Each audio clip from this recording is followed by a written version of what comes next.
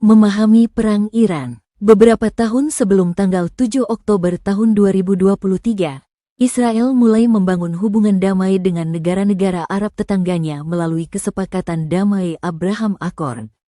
Israel sudah membangun hubungan damai ini dengan Yordania, Uni Emirat Arab, Bahrain, Sudan dan Maroko, dan sementara melakukan pembicaraan dengan Arab Saudi, Qatar dan Kuwait. Iran melihat kecenderungan negara-negara Arab lainnya untuk membangun hubungan damai dengan Israel. Bahkan disebut-sebut bahwa Arab Saudi sudah semakin dekat untuk menandatangani perjanjian damai dengan Israel sesudah Israel mengirimkan peralatan dan teknologi kesehatan mereka untuk membantu Arab Saudi di masa pandemi COVID-19. Iran tidak menghendaki hal itu terjadi, karena itu akan mengancam kedudukannya sebagai kekuatan militer terbesar di wilayah Timur Tengah. Kalau Israel sudah membangun hubungan damai dengan negara-negara Arab lainnya, maka kekuatan mereka akan sangat besar dan sulit untuk dikalahkan oleh Iran. Di samping itu ada ketakutan juga bagi Iran sebagai negara Syiah terbesar terhadap negara-negara tetangganya yang mayoritas Sunni.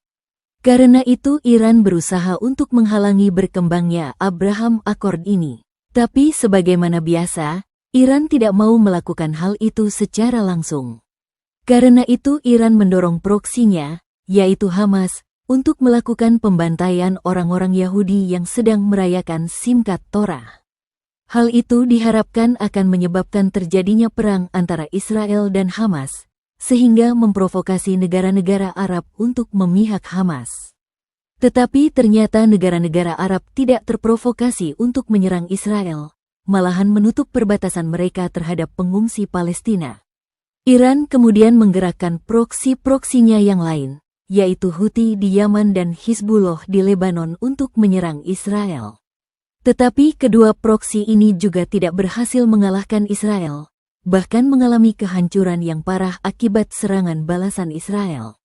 Maka akhirnya Iran sendiri menyerang Israel dengan ribuan rudal, yang hampir seluruhnya berhasil ditangkal oleh Iron Dome Israel.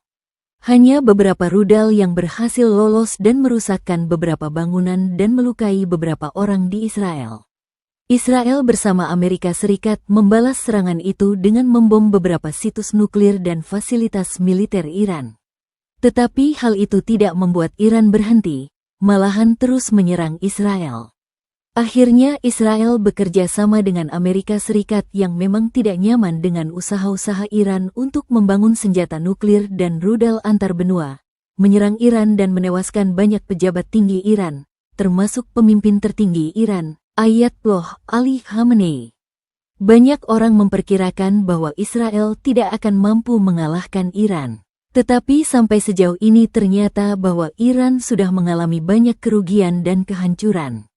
Ironisnya, negara-negara Arab yang ingin diprovokasi Iran untuk menyerang Israel sekarang malah meminta Amerika Serikat dan Israel untuk menghabisi rejim Iran yang sedang berkuasa saat ini, karena dianggap sebagai penyebab ketidakstabilan wilayah dan ancaman serius bagi perdamaian di Timur Tengah.